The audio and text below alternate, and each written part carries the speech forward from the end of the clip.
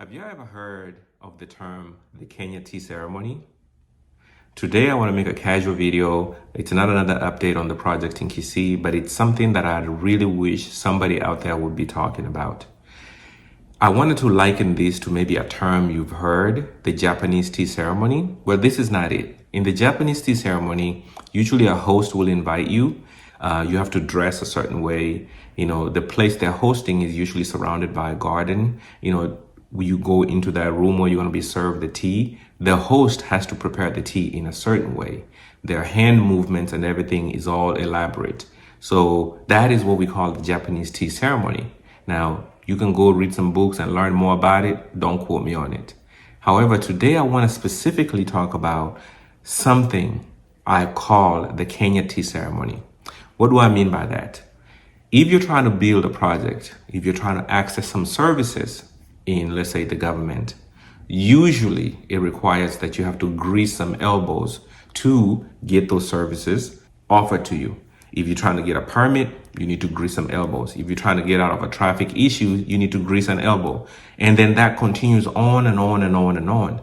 Today, I want to talk specifically to builders and developers. And please take a piece of paper and a pen. Do whatever you have to do to avoid getting involved in the Kenya tea ceremony. You need to avoid that at all costs.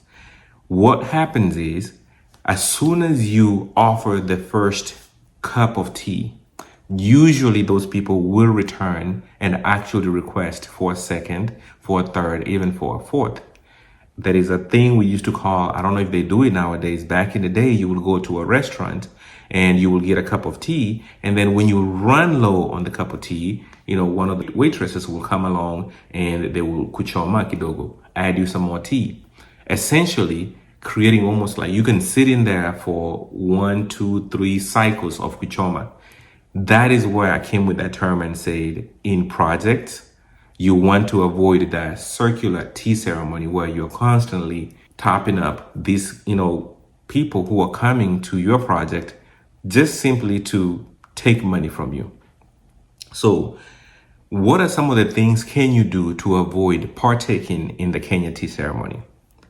Number 1, stop taking shortcuts in anything that you're doing. This can be in your personal life, in your professional life, in your academic life. Please stop taking shortcuts. What does a shortcut look like?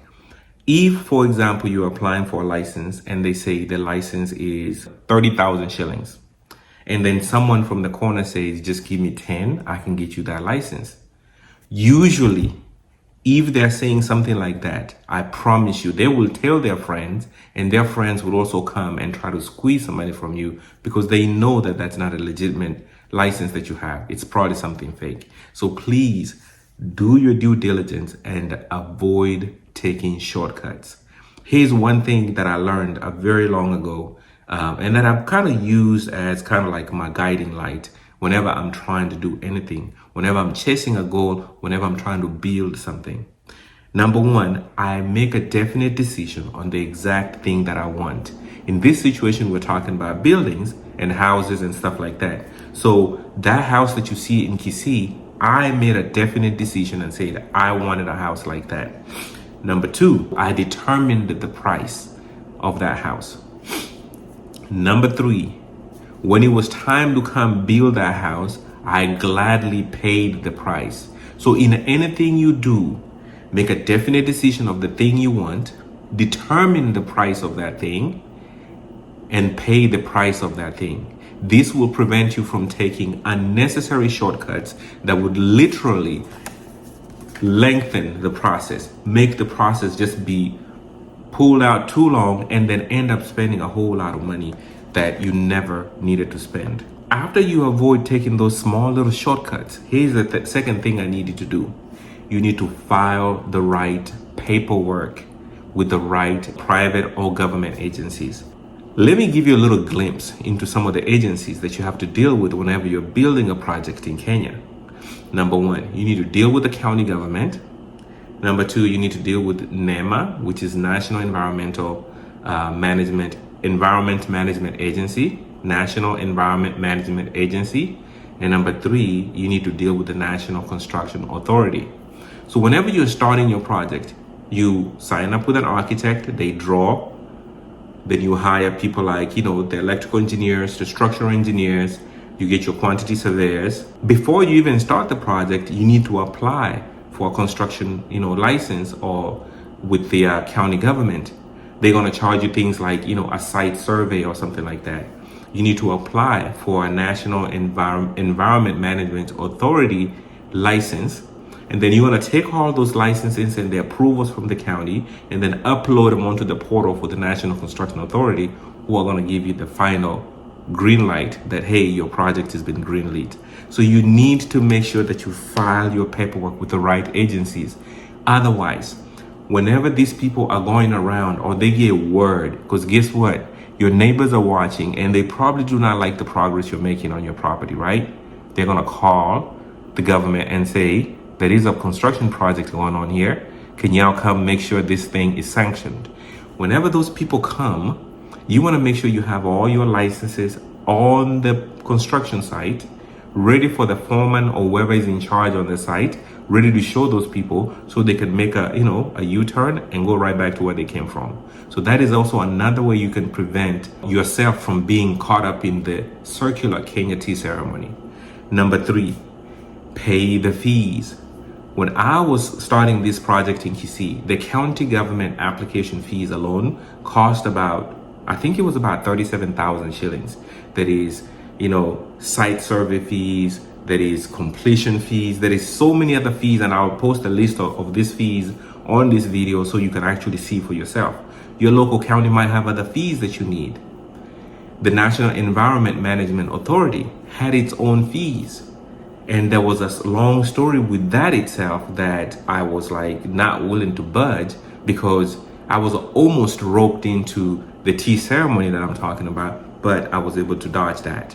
When you apply to the National Construction Authority, there is a fee you have to pay.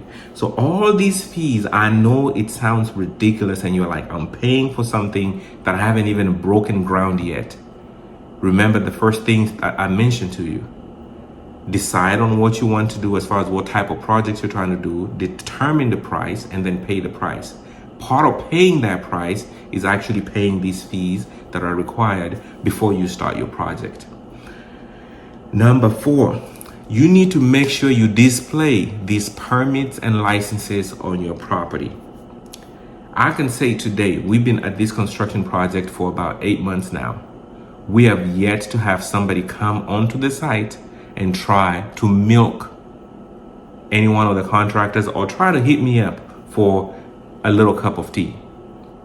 The reason being, once all these permits and licenses and everything was applied for and they were approved, we put it on a placard and then planted that placard right outside the gate. So whenever somebody comes around, they will see that, they can call, read off those licenses on the placard, call back to their central office, and they will find out that all those things are valid, and they can just turn around and go back to where they came from.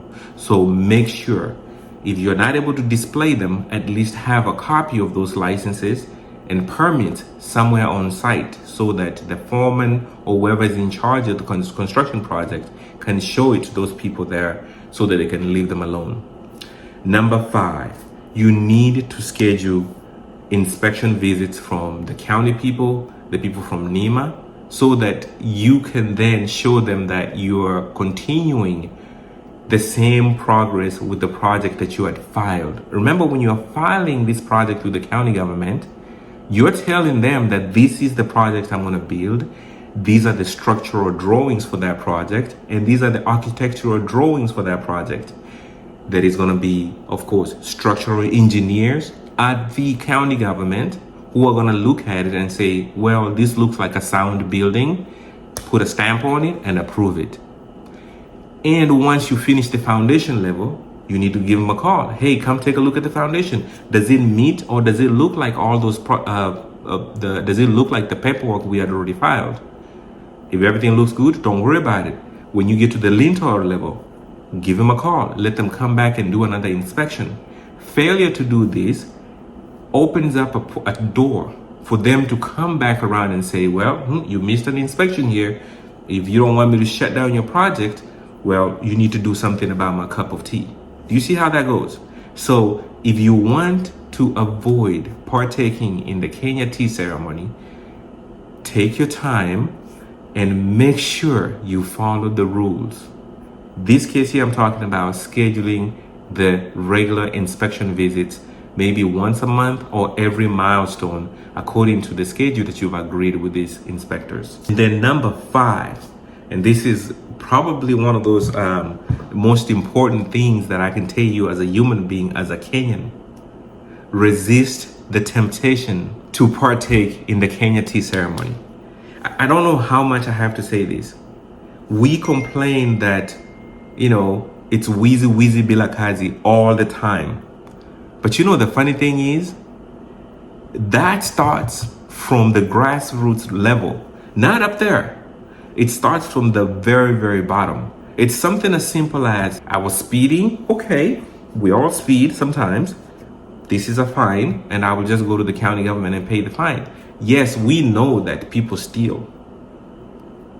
But imagine if we all say no to that small little handout every single time you get caught doing something that you were not supposed to do. So just take your time, make sure you apply for the right licenses, make sure you apply for the right permits, and then make sure that you have the right consultants working on your project. My next video, and I've mentioned I'm going to do a video about some of the misconception about building in Kenya, but I think I want to do a video about the process of, going from the architect all the way to breaking ground and how you end up with a builder. I had a conversation with a gentleman who's in the diaspora who's intending to build. It was a very earnest conversation and I learned a whole lot. And I'm starting to realize that although I'm talking about this project in Kisii, there is such a huge gap on how things are done in Kenya and maybe what I did when it comes to my project. So I hope some of these tidbits that I've shared with you can help you kind of like stay clear of partaking in the Kenya tea ceremony. And as long as you do things by the book, I promise you, you don't have to worry about somebody coming out there and trying to swindle you out of your, 10,000, 20,000 shillings. Because, one thing about these people is as soon as you give them an inch, they will walk away from your site, they will go back to their office, and they will tell one of their friends there is a fishing hole right over there where that project is located. It is your turn tomorrow. And a friend will show up the following day, and guess what's going to happen? You're going to have to do something about it, right? Because you don't have the right paperwork. So if you really want to avoid partaking in the Kenya tea ceremony, there are 5 things that I talked about. Don't take shortcuts, file the right paperwork, pay the fees that the government agencies are asking for. Don't forget to display your licenses and permits on site, and make sure you schedule regular visits from these supervising agencies. I hope you found this information helpful. And if you know somebody trying to build, somebody is interested in building, please share this video with them and hopefully this message can get to them. Finally, I'd like to come to you just to ask for your support. These videos that I'll be posting sometimes get views like 2,000 views, 3,000 views. And according to the YouTube analytics, 90% of everybody that is watching is not subscribed to my channel. If you could do me a huge favor, go ahead and hit the subscribe button, and maybe the message can reach more people and we can try to change the narrative when it comes to building in Kenya. We don't have to fantasize about those nice fancy buildings in other countries. We can make buildings in Kenya look like the best buildings in Dubai that you've ever seen. Consider subscribing, share this video with someone you know or you think might be in the process of building, and don't forget to leave the thumbs up. Until next time, take care of yourself and be kind to one another, please.